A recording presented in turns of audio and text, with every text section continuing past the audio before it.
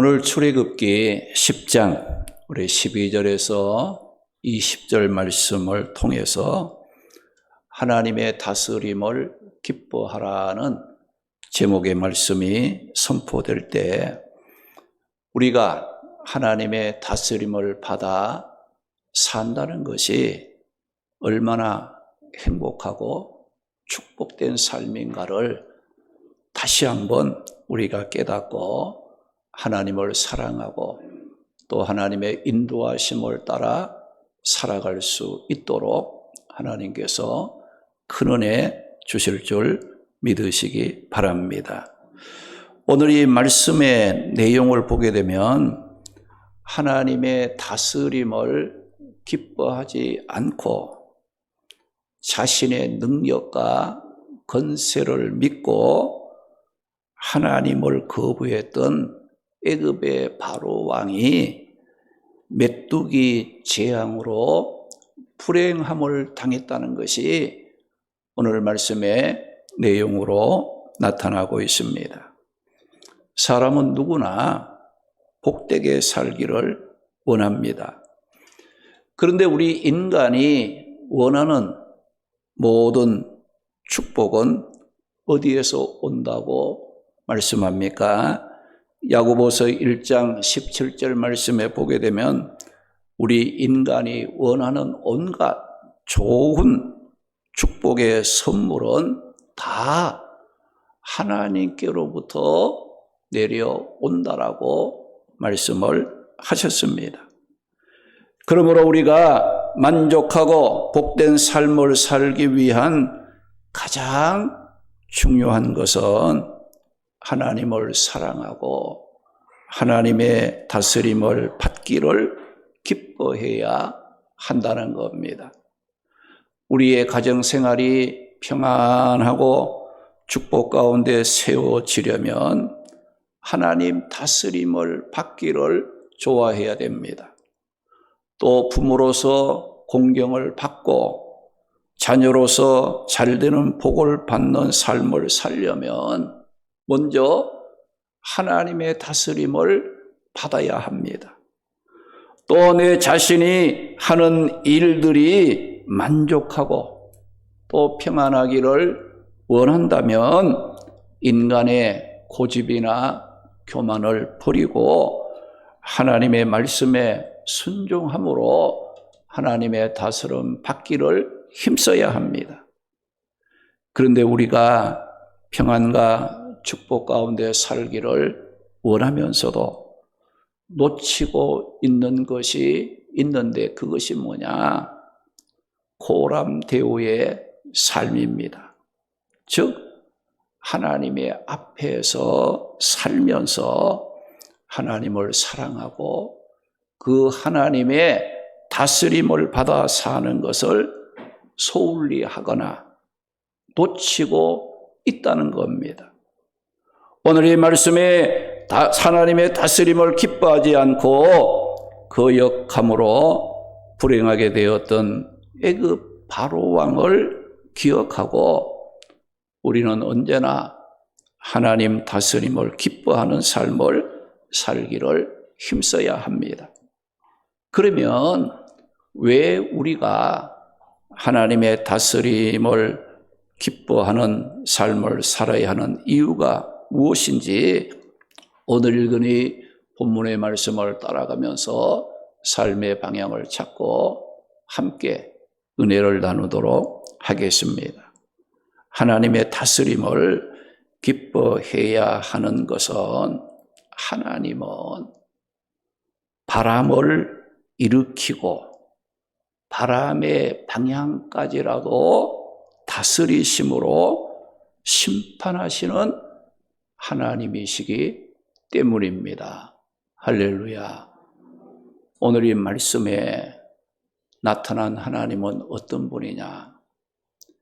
여러분들 동서남북 사방에 마음대로 부는 그 바람도 하나님이 일으키시고 또 그 바람을 하나님께서 정확하게 그 방향도 다스려서 그 메뚜기 떼를 정확하게 하나님이 원하시는 곳으로 이끌어 가시는 분이 누구냐? 우리가 믿는 하나님이시라는 것이에요. 오늘 13절 말씀에 보면 모세가 애굽 땅 위에 그 지팡이를 들매 여호와께서 동풍을 일으켜 온 낮과 온 밤에 불게 하시니 아침이 되매 동풍이 메뚜기를 불러들인지라. 그 말씀을 했습니다.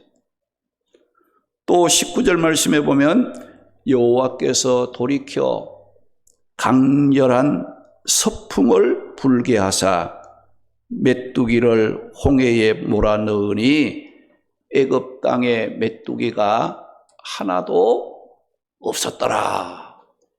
그 말씀을 했어요.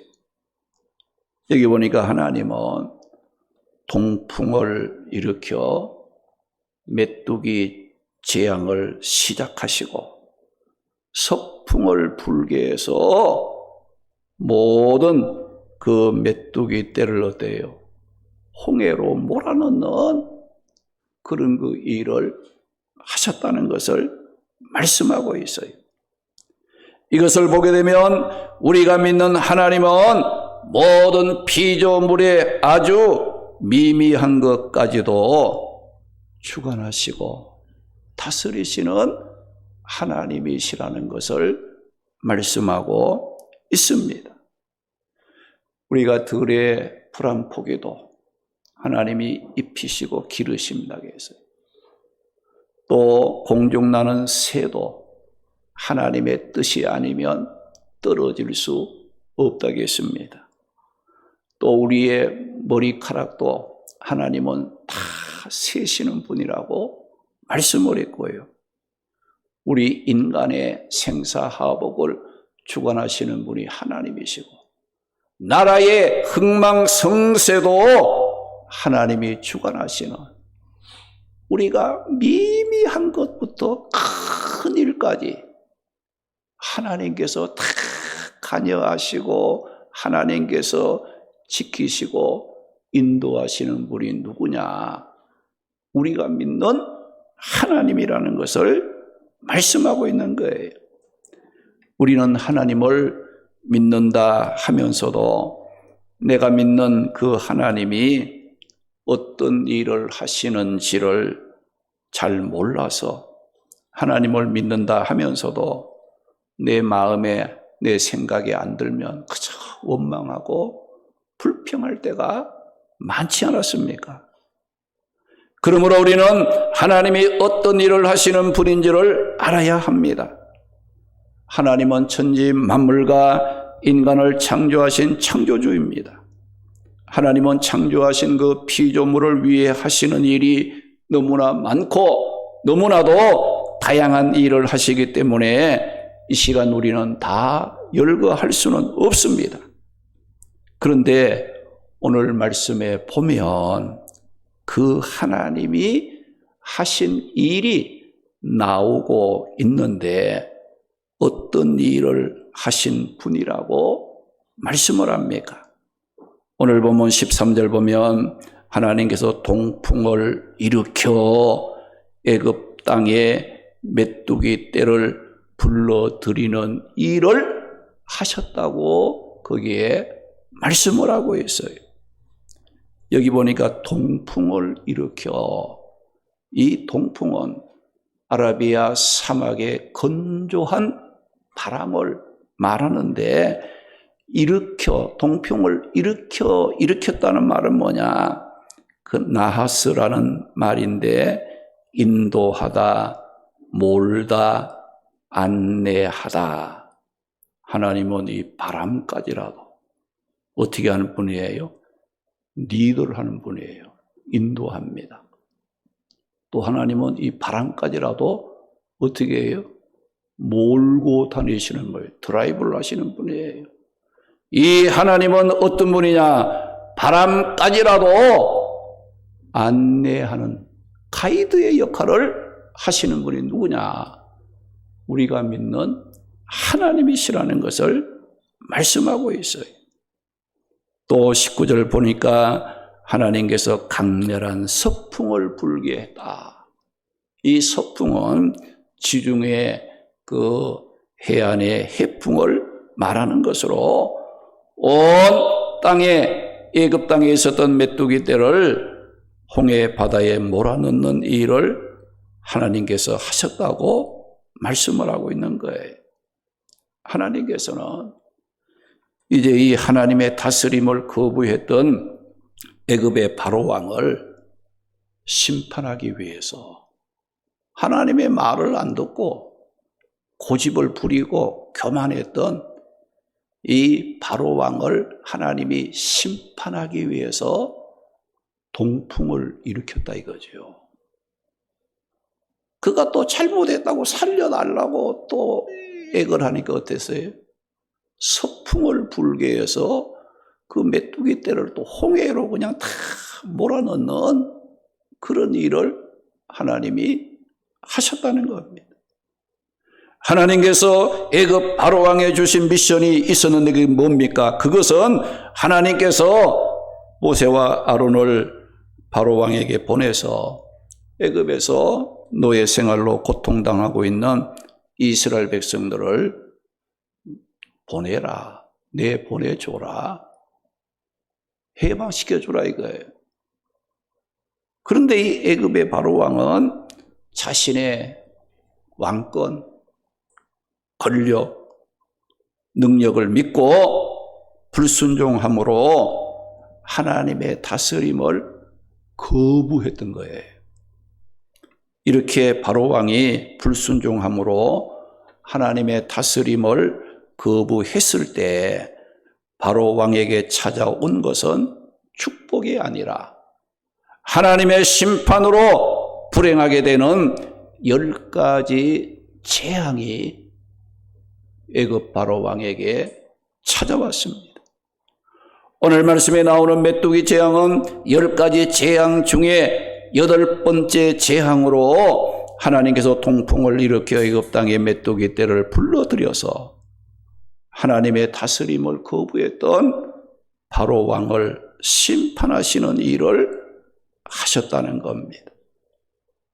하나님께서는 이 땅에 이리저리 부는 바람을 일으키는 일을 하실 뿐만 아니라 여러분들 그 바람의 방향까지도 그 바람의 강약까지라도 여러분 메뚜기 떼가 애굽 땅으로 이렇게 불러들이는 그 일은 바람의 영향을 받을 수밖에 없잖아요. 그런데 하나님께서는 이 동풍을 일으켜서 하나님의 다스림을 거부하는 애굽 땅, 바로가 다스리는 애굽 땅에 하나님께서 동풍을 일으켜서 그 메뚜기 떼를 그냥 이 애굽 땅에 몰아넣는, 불러들이는 그와 같은 일을 하셨다는 것을 말씀하고 있는 거예요. 여러분 생각해 보시기 바랍니다. 하늘을 제멋대로 날아다니는 메뚜기 떼를 한치의 오차도 없이 하나님의 다스림을 거부했던 애굽 땅에 정확하게 떨어지도록 바람의 강약이나 바람의 방향까지도 다스리는 일을 하신 분이 하나님이셨다는 겁니다. 이렇게 하나님의 다스림을 거부했던 애굽 바로 왕과 애굽 온 땅이 어떻게 되었다고 했습니까? 오늘 보면 14절, 15절 말씀에 보면 얼마나 많은 메뚜기 떼가 날아왔던지 그 메뚜기 떼로 말미암아 애굽 땅이 어둡게 되었다고 했습니다. 또 그 메뚜기 떼가 애굽 땅의 채소, 나무의 열매를 다 먹어버리므로 애굽 땅에 푸른 것이 없을 정도로 피해가 심각했다고 말씀을 하고 있어요. 15절 말씀 보니까 메뚜기가 온 땅을 덮어 땅이 어둡게 되어라고 했는데, 이것은 메뚜기 떼가 마치 구름처럼 몰려와 햇빛을 차단했다는 거예요. 애굽 사람들은 자연을 숭배하고 또 태양을 생명처럼 여기고 숭배를 했는데, 하나님께서 이 애굽 바로왕과 애굽 사람들이 생명처럼 여기고 이제 숭상했던 자연, 메뚜기 떼가 다 먹어치워 버리게 했어요. 또 태양, 메뚜기 떼로 말미암아 햇빛을 가림으로 애굽 땅이 어둡게 되는 이와 같은 일을 하심으로 그 애굽 사람들에게 뭘 깨우쳐 줍니까?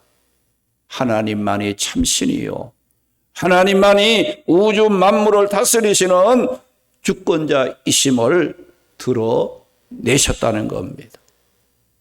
하나님은 애굽의 바로왕으로 하여금 자신의 능력과 권세로는 더 이상 버틸 수 없도록 만들어버린 거예요.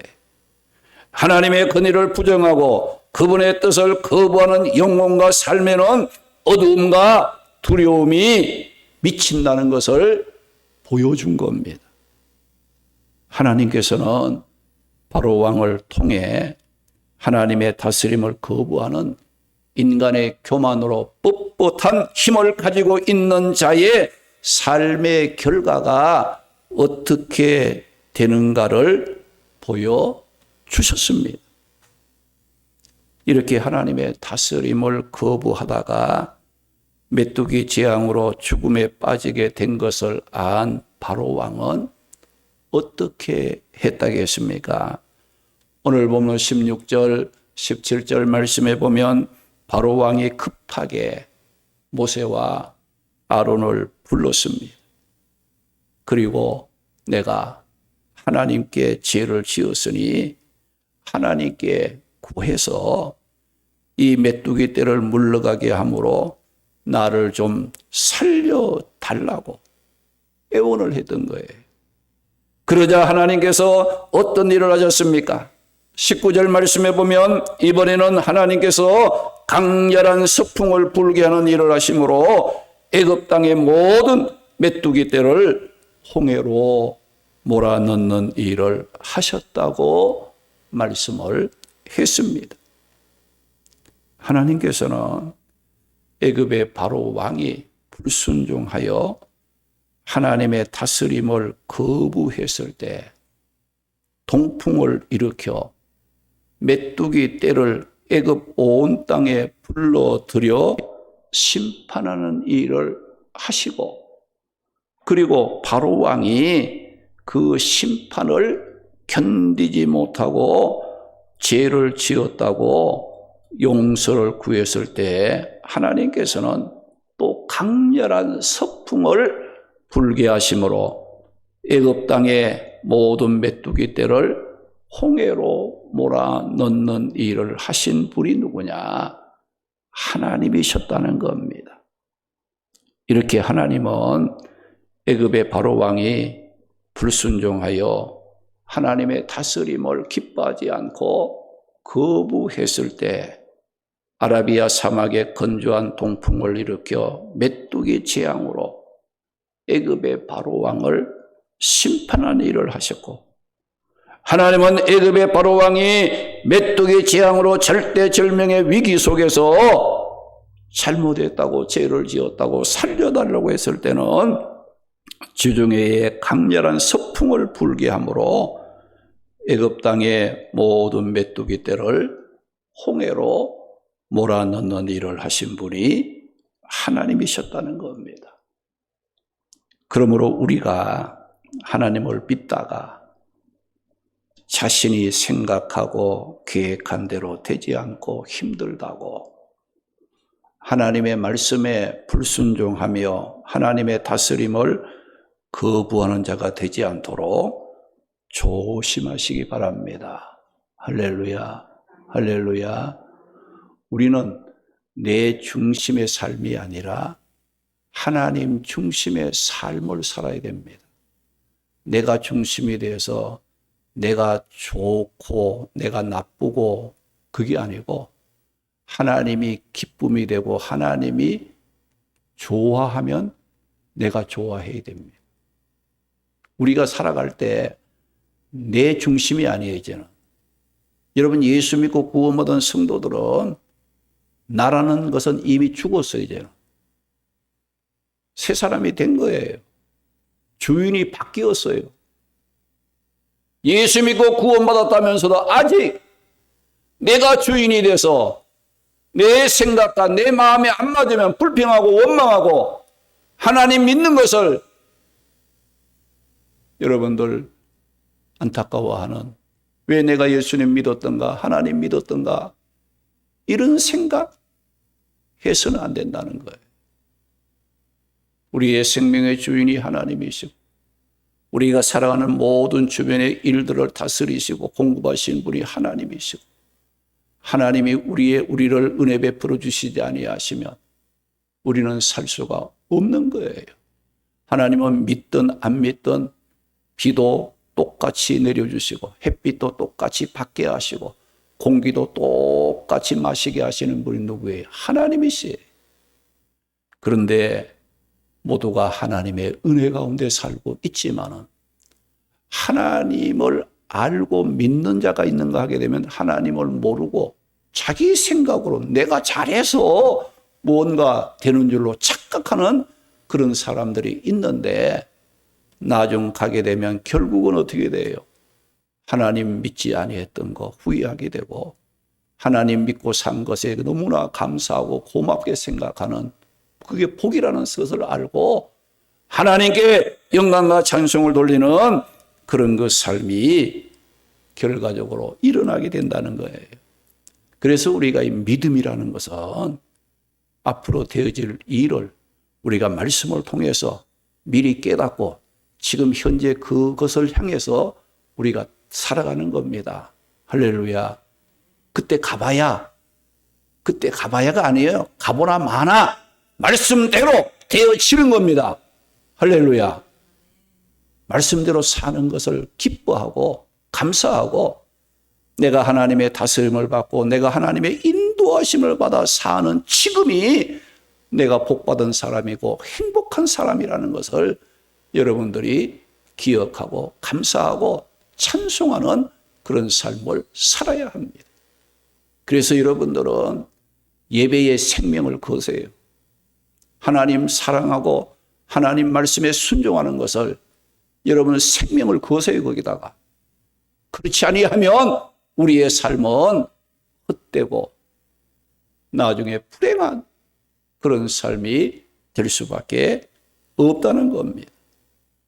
우리가 하나님을 믿다가 자신이 생각하고 계획한 대로 되지 않는다고 힘들다고 불평하고 짜증 부리며 하나님의 다스림을 거부하지 않도록 항상 여러분들이 힘써야 됩니다.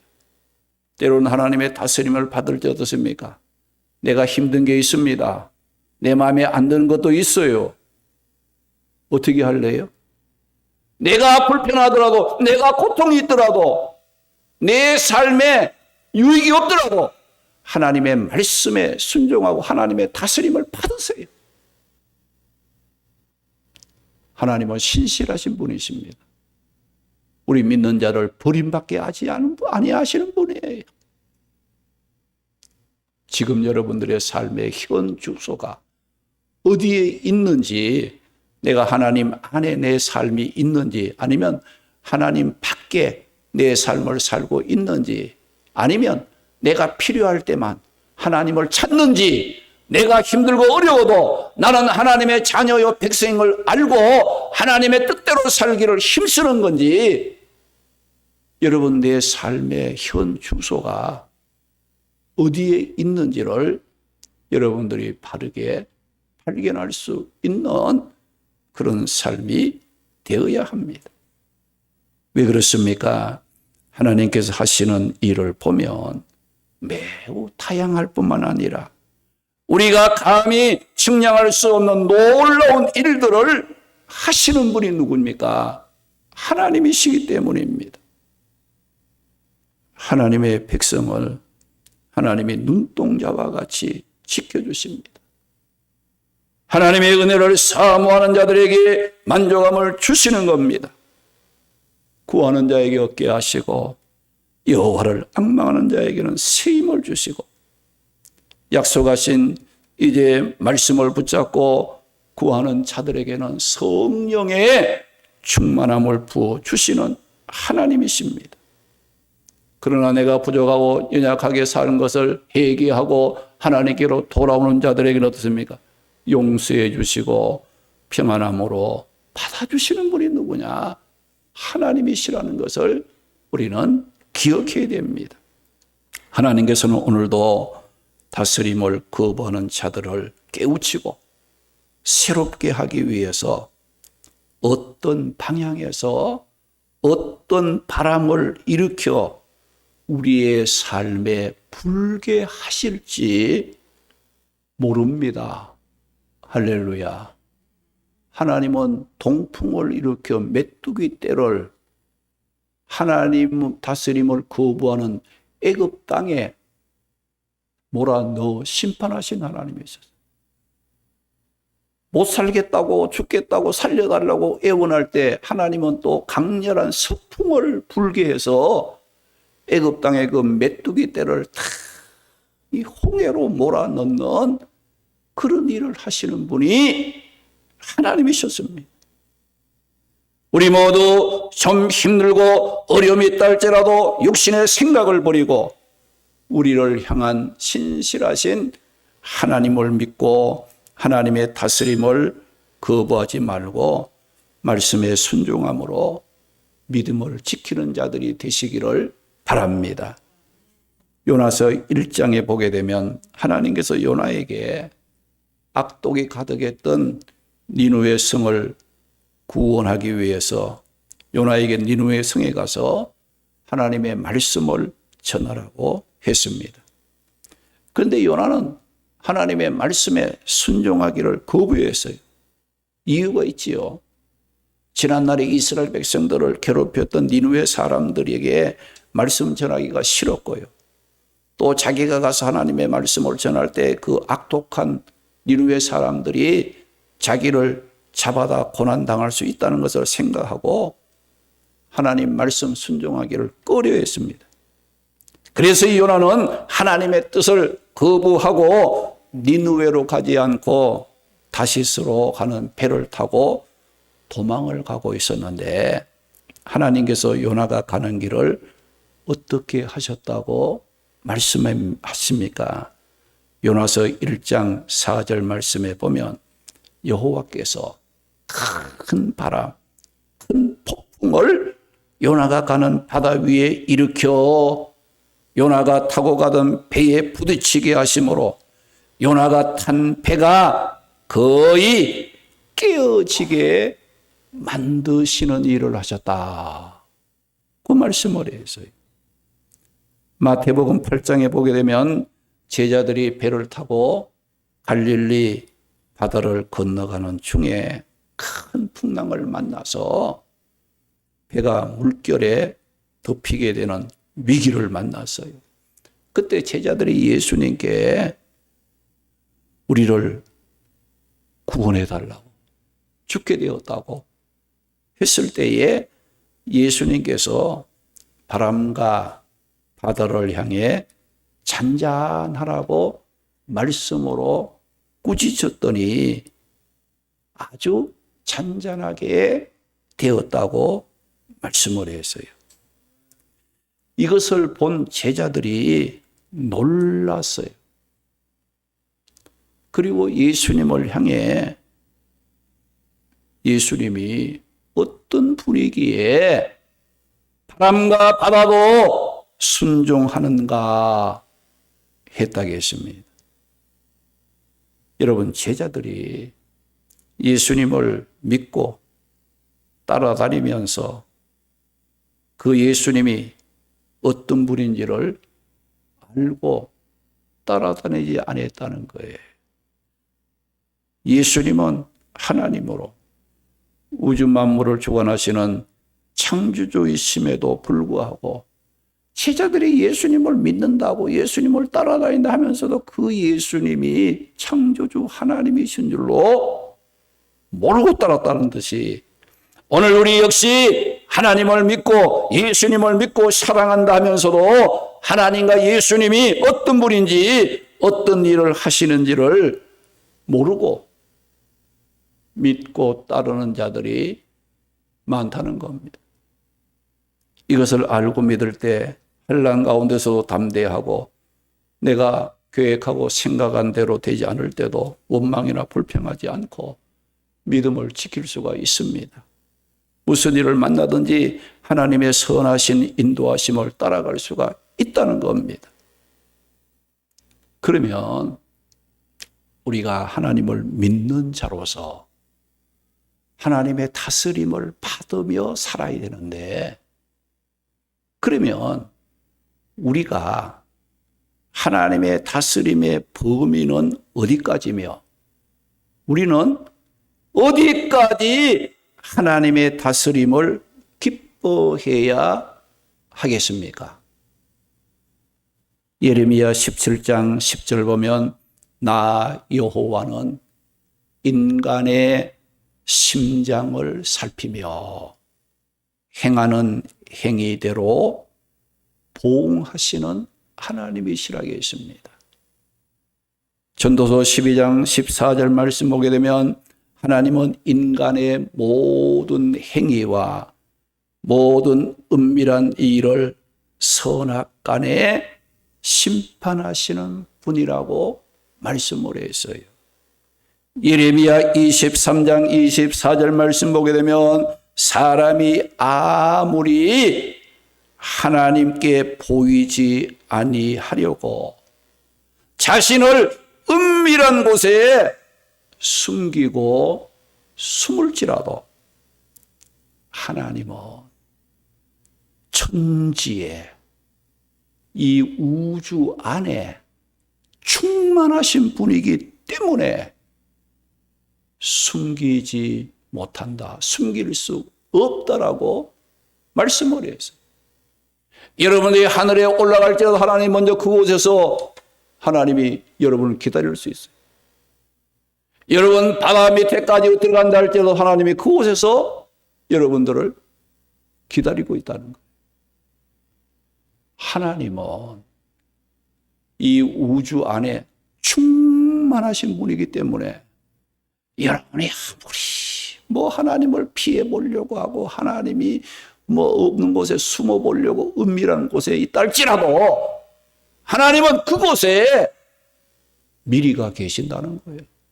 그것으로 하나님이 충만하셔서 우리 인간은 아무리 자신을 은밀한 곳에 숨겨 하나님을 피해 보려고 해도 피할 수 없는 우리 인간이라는 것을 말씀하고 있어요. 시편 139편 139편 말씀에 보면 하나님은 우리의 앉고 일어서는 것, 생각하고 말하는 것, 행하며 살아가는 우리 인간의 모든 삶의 길 알지 못하는 것이 하나도 없을 정도로 다 아신다고 말씀했어요. 여러분 지난 한 주간 어떤 생각을 했는지, 어느 곳에 갔든지, 어떤 일을 했는지 하나님은 다 알고 계신다는 거예요. 하나님께서는 자신의 뜻을 이루어 영광을 보이시기 위해서 모든 피조물의 움직임의 세심한 부분까지도 관여하시는 분이십니다. 어느 누구도 그 하나님의 눈길과 손길을 피할 수 없다는 겁니다. 그러므로 우리들은 말씀에 순종하며 하나님의 다스림을 거부하거나 피해서 살려고 하지 말고 말씀에 순종함으로 하나님 내가 여기 있나이다. 하나님 내가 여기 있나이다. 나를 쓰시옵소서. 하나님의 다스림을 기뻐하는 삶을 살아가시기 바랍니다. 오늘 말씀에 보면 애굽의 바로 왕 이스라엘 백성을 애굽에서 내보내라는 말씀에 불순종하며 하나님의 다스림을 거부했을 때 하나님께서는 동풍을 일으켜 메뚜기 떼를 불러 애굽 온 땅을 메뚜기 재앙으로 심판하신 하나님이셨습니다. 우리 인간은 능력과 권세가 있어 자신의 방어를 위해서 아무리 완벽한 준비를 다 했다 할지라도 안심할 수 없는 연약한 존재임을 알고 하나님을 의지해야 합니다. 우리가 성경에 보면 이 골리앗 장군을 우리가 보시기 바랍니다. 블레셋 골리앗 장군. 수많은 전쟁의 경험을 했어요. 배틀체 같은 무기를 들고 있습니다. 투구와 갑옷으로 자기 몸을 보호했습니다. 그것도 모자라서 방패를 든 병사까지 자기 앞에 세워서 자신이 보기에도 완벽하다고 생각할 만큼 그 골리앗 장군은 자기 생각에는 자기를 보호하고 자기 생명을 지키기 위해 최선을 다해서 완벽하다라고 생각을 했는데 무엇에 쓰러졌어요? 다윗이 던진 작은 물맷돌 하나에 골리앗이 쓰러지고 말았다는 겁니다. 또 여러분들 이스라엘 아합 왕의 죽음을 보시기 바랍니다. 이 아합 왕이 유다의 여호사밧 왕과 연합을 해서 아람과 전쟁을 하게 되었을 때 이 아합은 머리를 썼어요. 그러니까 여호사밧하고 아합이 연합해서 아람과 전쟁을 하는데 이 아합은 머리를 썼어요. 자기는 죽지 않고 살고 이 여호사밧 왕이 죽게 만드는 머리를 쓴 거예요. 어떤 머리를 썼느냐?